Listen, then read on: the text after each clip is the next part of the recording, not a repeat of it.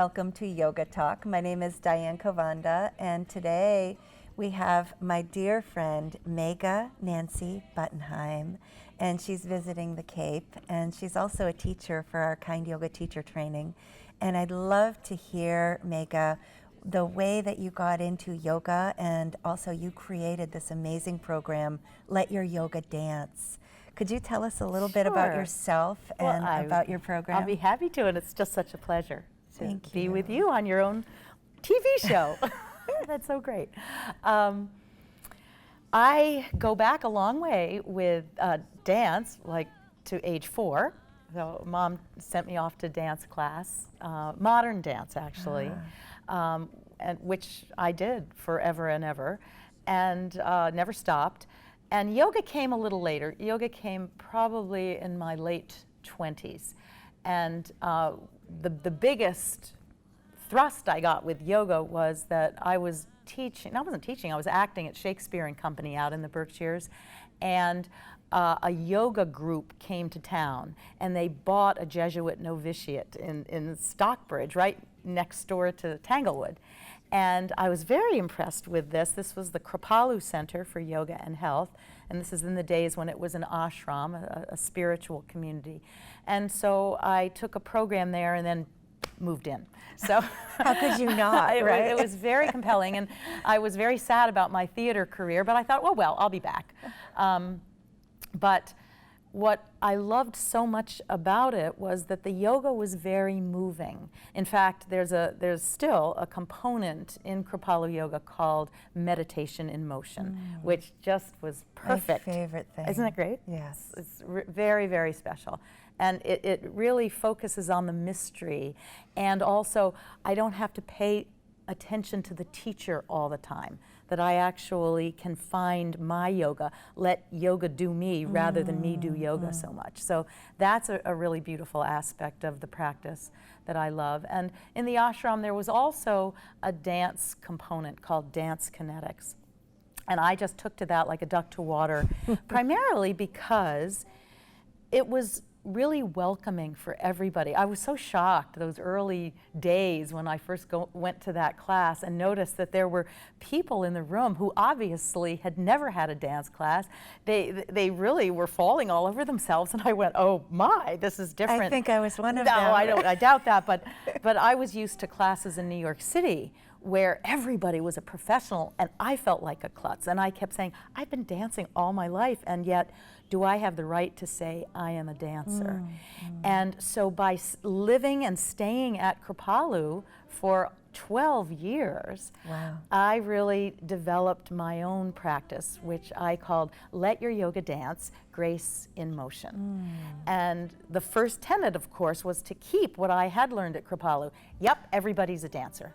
Everybody who walks in here should feel really proud of their body, just the way it is, and also the way they move. And if they say they're a klutz, or if they say, oh, you know, I can't do that, well, then maybe they should just lower their standards a little bit and accept that the body that they're in, the gender that they have, the age that they have.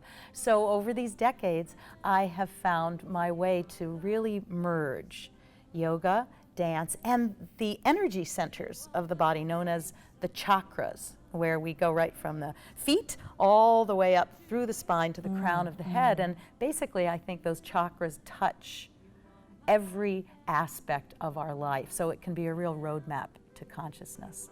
I think of you as coming right from the heart chakra. Oh, Everything that you teach is so welcoming and freeing, and it's inviting people to be kind to themselves and appreciative. And so heart chakra, just a quickie on heart chakra, this would be giving and receiving, and you come right from that place. Thank you. It's interesting. And your teaching does. Well, I feel that I am pretty landed in the heart, but I do want to do an advertisement for the first chakra. And that is planting the feet in the ground. I feel that a lot of people on the spiritual path can kind of get like all way up into outer space. And I've learned over the years, using my Shakespeare background, that hell hath no fury like the first chakra scorned.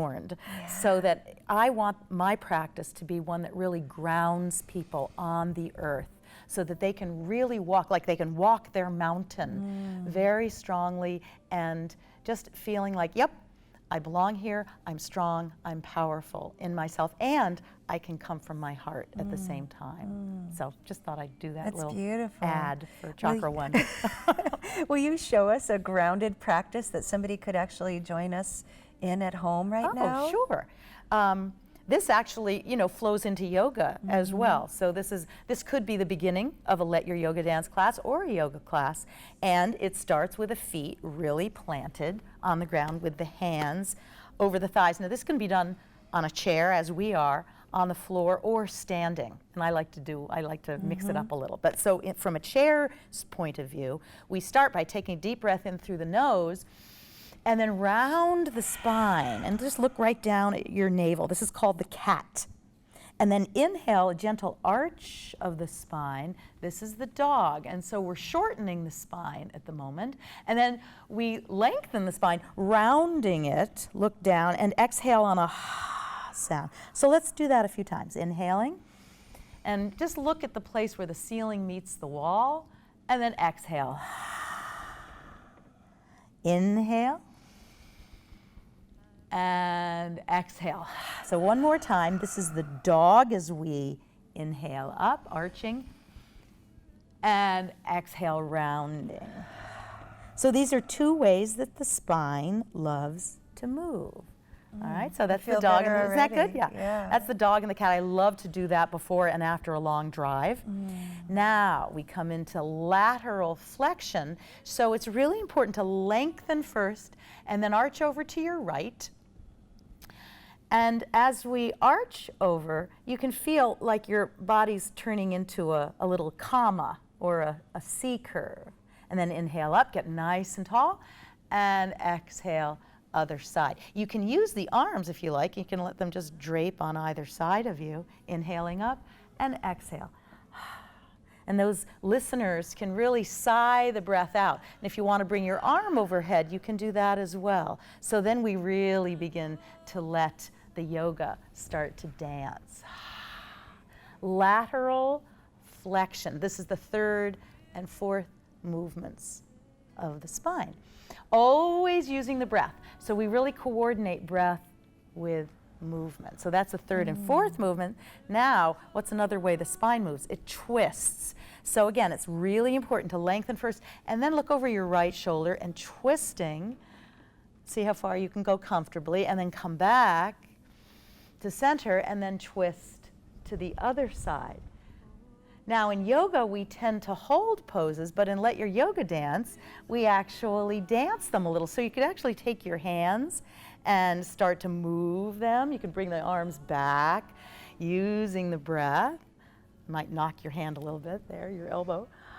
And again, deep breath from side to side. Fifth and sixth movements of the spine. And then when we come back, the seventh movement is sitting again. This is the grounding first chakra, feet in the ground, crown of the head pressing up, and this way we have a long, elegant spine. And this is known as the seated mountain pose, Tadasana. And you could raise your arms up overhead if you like to have a seated mountain. So that's available for some, but shoulder issues, arms down is just fine too. So those are the 7 movements: rounding and arching, and then lateral flexion, and then twisting, rotating. This is also known as a yoga posture, Matsyendrasana, the spinal twist, except that we're not holding it, we're moving it. And 7th movement is lengthening.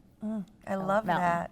And I feel like I just got taller, right? Right. When we do mountain in yoga, your feet are into the ground and the crown of your head is lifting up. And this feels like we're doing the same thing, except now our sits bones are pressing down. That's right. So our feet are the real anchor when we stand, but when we're in a seated position, these sitting bones, known as the ischial tuberosities, they're our feet when we sit. Once upon a time, I was telling people to dance on their ischial tuberosities, and somebody said, "Excuse me, is that Sanskrit?" I said, no, that's medical. That's anatomical language. Ischial tuberosities. We do a dance and we go, ischial tuberosity, ischial tuberosity. So, I love it. It's pretty silly. And you're talking about dancing in your seat. Yes, well, oh, of course. Anybody, see, this is the thing with, as I've been developing Let Your Yoga Dance, again, I have this credo that we are all dancers. Everybody on this earth is a dancer, whether or not they've ever been in a yoga or a dance studio. Other cultures know this. So people say, well, what about me? You know, I'm in a wheelchair, or I've just broken my leg, or I have a sprained ankle and I'm stuck in a chair. So I started noodling around in chairs and thought, wow, this is pretty remarkable. I mean, sitting in a chair, I didn't know. This was, you know, when I started doing that was about 10 years ago, and I didn't realize that when I do movements in a chair, let's say just pick up a leg. So let's come into the lion pose, right? But if I'm sitting in a chair and picking up my leg, my abs get a workout that they wouldn't. Yeah, I feel that. I know, isn't it amazing? And you It just did, what, is. you just did 2 little things, right? Yeah. It's really amazing. Who knew? And people, I feel like I'm doing the Charleston too. that's true. Oh, that jazz.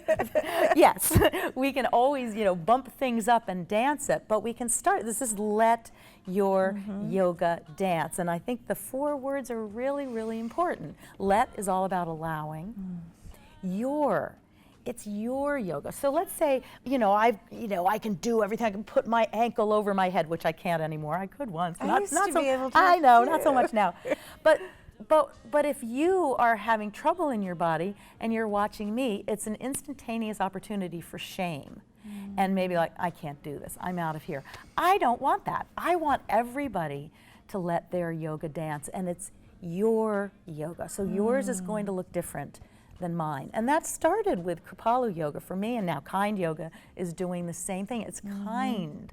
It's not mean. And I have to say that, you know, a lot of people nowadays are getting harmed in the name of yoga, which I don't think is acceptable. We So don't many have folks- to get harmed. You know, and I'm going like this. Gee, I wonder why I'm going like this, because my wrists don't do well with down dog and chaturanga, Right. the push-ups. And if you're led to do 20 down dogs and 50 chaturangas, and you're not built for it because your wrists are built differently, or you might have some old injury, then that's not going to be yoga that's serving you. That's yoga that's harming you. Right.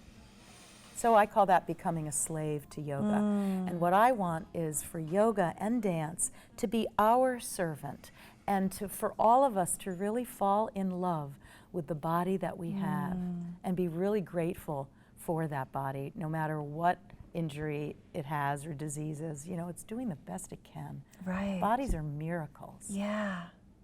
So, Yeah, and we're all so different. yeah. And I love that you can do yoga in a chair or lying down. In if a you're- bed. In a bed. Yeah, in a hospital You bed. can still Right. move something, possibly, Right. even if it's your eyelids. Exactly, right. And you can allow your yoga to be there. Right. Yeah. And you can dance it too. You know, and that can also, one of the reasons I love to let my yoga dance is that it can bring up the joy quotient a lot, depending on what music is played. And I can just see, you know, now they've done research, you know, the brain lights up with certain kinds of music that someone loves, and it makes them a little happier. It instantly showers you with all this incredible internal chemistry, Yeah, right? little endorphins flying Yeah. around, and serotonin comes up. You know, there's a lot of Great. great research on it now. I know you're in the positive psychology program and you're studying that, and I've seen you start bringing that into your work with Let Your Yoga Dance. Well, you know, it just occurred to me, this is, I think 24 million people have seen Amy Cuddy's TED Talk. She's an amazing researcher, and she's done all of these, she's done work with power poses, and one of her favorites is the mountain. And if you're standing in the mountain with your arms overhead even for 2 little minutes, what happens is that the cortisol levels start to drop, and that's our stress hormone. What, at the same time, testosterone, the power hormone, comes up. Isn't that amazing? 2 That is little minutes? That's not very incredible. long. So, Incredible. Western medicine, yes, it's catching up to this ancient science. What the yogis have always They've known, always and known yet it. the researchers are now catching I up and know. finding proof for it, which Right. is really fun. I'm so proud of Western science. Yeah, Yay, Western science. science! Well, we're going to close right now, Okay. and our next show is about special populations, and we'll see you soon. Thank you so much, Thank you Diane. so much for coming, Megha.